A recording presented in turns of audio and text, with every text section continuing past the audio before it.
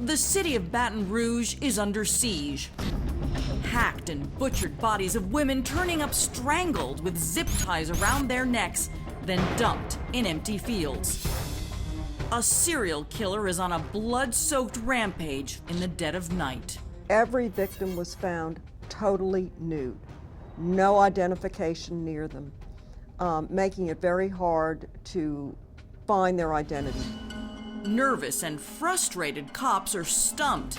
Then a stone's throw from the dismembered body of Donna Johnston, an eagle-eyed investigator spots a clue embedded in the soft ground: fresh tire tracks. That is what I call gumshoe police work. He looked at those tire tracks, took pictures, made casts of it, and he would not let it go. And cops catch a break when the tracks come back. The tire is very rare. We do a little research, and there's literally only maybe a couple of hundred sets of these particular tire sold in the entire Baton Rouge area. Now they've got to match them and hope they lead to the serial killer. Major Brian White dispatches his task force, talking to everyone who purchased these tires in the last 12 months. That information was divided up into leads for us to go to these people's houses and ask them, do they still have a vehicle with those tires? But Major White also needs something else: a swab of DNA from the people who bought those tires. Remember, detectives have already gathered DNA samples from the victims, from Catherine Hall's mouth, the bones of Johnny Mae Williams' severed arms, and under the fingernails of Donna Johnston's one remaining arm. But none of the samples match anyone currently in the DNA database. A tire might place a car in that field, but DNA could tie the victims to their killer. And we asked them if they would voluntarily submit to an oral DNA swab. But a lot of people were like, I've never killed anyone, sure I will. But that's ultimately what led us to Sean. Sean is Sean Vincent Gillis. He's one of those 200 tire owners in the area. Gillis is unemployed, soft-spoken and intelligent, living in this home owned by his mom. He has no criminal history and, by all accounts, just a run-of-the-mill, mild-mannered science fiction geek. He was a huge Star Trek fan. He had on a USS Enterprise belt buckle. Just different kind of guy. But it's not what he's wearing. It's what he says to the detective at his door that sounds a red alert. Very suspicious statements.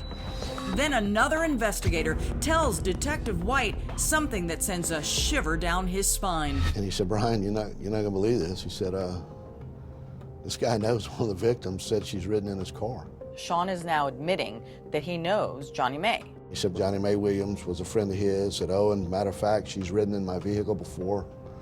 She's been in my home. You know, I used to pay her to clean my house.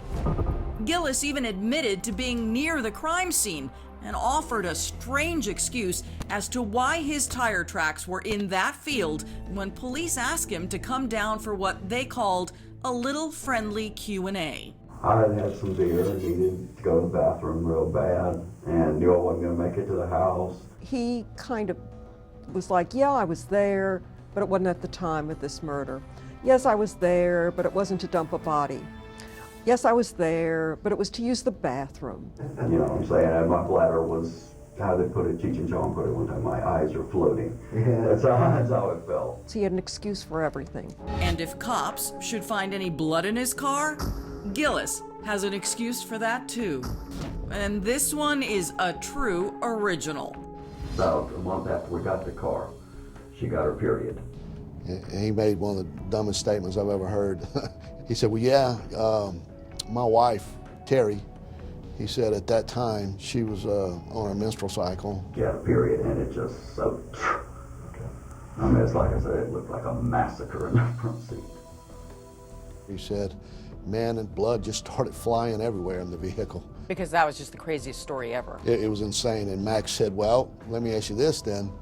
Is there any reason that blood could be in the back seat? Gillis's answer is just as ridiculous. That shouldn't be. I mean, barring, you know, wind blowing, you know. I'm not saying you might not find one of Johnny's hairs back there, but you shouldn't find anything from anyone else. And he said, well, yeah, I think the windows were down and probably some blood flew out the window and got blown back in. Because that's really how blood travels. And everyone at that time looked at you and said, it's him. I'll be right back, okay? So much for little friendly Q&A. When he made those statements, at that point, I turned to one of our detectives and said, draft a search warrant for his vehicle right now. And we did. And analyzing Gillis's cheek swab is now top priority. We called the crime lab and said, this DNA swab we're bringing you, put whoever you got to put on it, but if you could expedite, we think we have our guy. And they started working on it immediately. But the lab would have to work fast, even with the tire match and Gillis's outrageous statements. Cops can't hold him. But you had to let him go because you didn't have evidence yet. We had some very incriminating statements, but it was all circumstantial. And that terrifies detectives. What if Gillis takes off, or worse, what if the stress drives Gillis to kill again? Cops are now secretly tailing Sean Vincent Gillis's every move. We had people watching the house. We had people watching every possible exit in and out of that subdivision. Cops are pacing, ready to pounce. And then we just went and waited on crime lab results. It would be one of the longest nights of the detective's life. It's kind of like an expectant father maybe pacing in the waiting room. Next, the DNA results are in. We absolutely knew who the killer was. Is Gillis really mild-mannered or a bloodthirsty madman? I think he was found in bed with Terry. And the woman caught shacking up with a man cops think could be the devil. Type of person you'd want to bring home to mom, actually. Really? Yes. Right after that, Sean kind of started getting irritated. He said, look, guys, he said, I haven't killed anyone. You told me if I came, when I was ready to come home, you'd bring me home. I want to go home. I'm ready to go.